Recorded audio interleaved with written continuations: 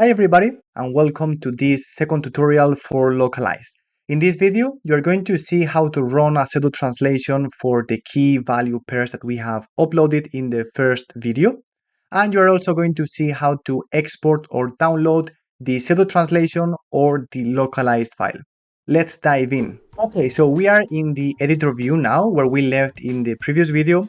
And what we're going to do is to run a pseudo translation or a pseudo localization as it is called here. What we are going to do is that we're going to select all the key value pairs and we're going to do so with this checkbox. Okay, so instead of just marking them one by one, we can do a select all with this checkbox. And down here, create a task. We're going to go down and we're going to specify pseudo localize. A pseudo translation is called a pseudo localization or a pseudo localize here in Lokalise. Now, when we specify this task, we have the option to increase the length of the text itself. If we don't use any value here, it's going to have the same length as per the source.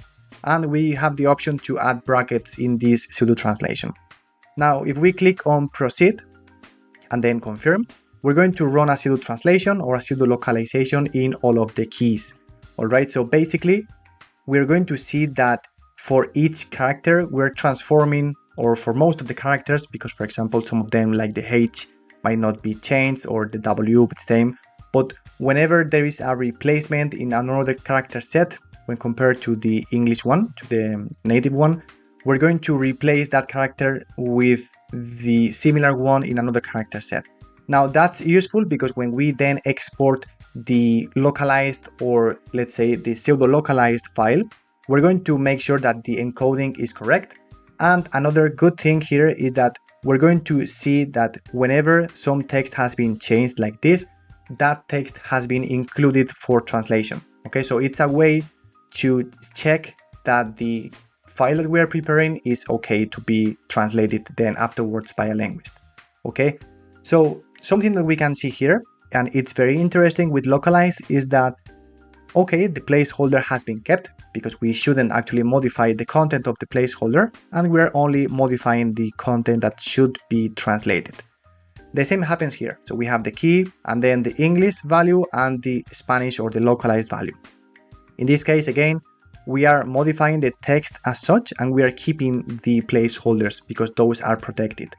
However, as you can see down here, it's not doing a good job for the context because in the end, the context is not fully locked, although we can see that the square brackets are here at the very beginning and at the very end. And remember that those are not the square brackets that we have here because we have protected those with the, because we have protected those with the app or the plugin, the customized placeholders. We can see that it's basically replaced, okay? So something that you would like to take into account or consider when running a pseudo localization with Lokalise is that after you run this task, you can use the search here and filter by context and then colon, okay? This is a good way to filter just the specific keys that you then want to run a task only for them, okay? And that's the reason why here for the pre-processing we added context. Otherwise, there's no way to filter this, okay? This should be a unique word that then we can use to filter. Now that we have filtered only these 4 context values, okay? Remember that we only have 4 context values. So here, 2, 3, and 4. We can run now, select them all, 4 keys selected, and then we can just run another batch task or another task that is going to be put the source into the target, which is basically copy source to target. Okay, so we can use this copy function. We can click on confirm. And now, as you can see, the pseudo translation is gone and we are now back to the original string, okay? Because in the end, this is context, so it shouldn't be localized. And the same happens in a real world scenario. So imagine that the linguist has translated all of these keys. And although they can see that this is context and they will see the square brackets, let's imagine that they have modified the inner text by mistake. Okay, so something that you can do, apart from obviously running any QA checks that we are not going to cover in this tutorial because we are covering the parsing part, okay, and the pseudo translation, you can filter by context and then just make sure that you select them all and then copy source to target. That's a very good way to specify or to make sure that the context, it has not been translated and it has not been modified at all. Okay, so we have this context now as per the source. So now what we are going to do is basically to download the file. Okay, so we can go to download tab, and down here we're going to specify JSON, and we can see the file structure. So we're going to keep this as per default. Okay, context to export all of the content. We're not going to export just specific keys. And then for advanced settings here, you can see some settings. Now, something important is the placeholder format. Okay, so here by default we have print TF. Okay, and we can click on preview. Let's click on preview and see how it looks like. As you can see, this is the source and this is the target. Okay, the thing is that the placeholders themselves have been removed. Okay, it has been transformed into another type of placeholder because this is the type of placeholder for print F. Now the same happens, for example, if we select, I don't know, if we select iOS and click on preview, we're going to see that the placeholder is different in the source, so it modifies the source and then also the target. Okay, that's the reason why we are actually using the app custom placeholders. Because if we use this app, we need to make sure that we select the raw version. Okay, so placeholder format raw. And if we click on preview, we're going to see this as per the source. Okay, this is the English, and this is what we actually had in the source when we pre-process the file. And if we go to the target, we're going to see that the placeholders are kept. Okay, this is the good approach, let's say. We need to specify raw, otherwise the placeholders are going to be completely gone. Alright, so just make sure that you use this option, raw, and then let's click on build and download. And it's going to download a zip file. Okay, so let's go here to the downloads and let me actually get the ES and let me rename it. Okay, so we have it here in different folders. So let me just rename it _ES in order to then copy it down here. Okay, so if I now open this file with Notepad++, we're going to see very nicely the difference between these two. Since it's a small file, we can use Notepad++. If you have bigger files or if you are working with multiple files in batch, you can always use something like Beyond Compare. Okay, that's a tool to compare multiple files in batch or even files that are larger than these ones. Okay, but here we can compare those very nicely. And we can see that everything is kept. Okay, so this is all kept in here. And the same here, this is kept in here. And the same for the context. The same for the placeholders. We're only modifying this kind of text. So now what we can do is just, this is only a pseudo translation. Okay, so we don't actually need to run the post-processing for this file. But let me actually show you how you would do it in a real world scenario. Because imagine that you have translated for real this file, you have exported the localized Spanish file, and then you would like to deliver this file to the client. Obviously, you're not going to deliver the file with this code and this placeholder here because that's what we did internally. Okay, it's something that was not in the source file. So we need to revert this back. Now, something that we can use now is very easy because we can simply specify something like this. So for instance, let me just remove this and let me say here that we have context or code.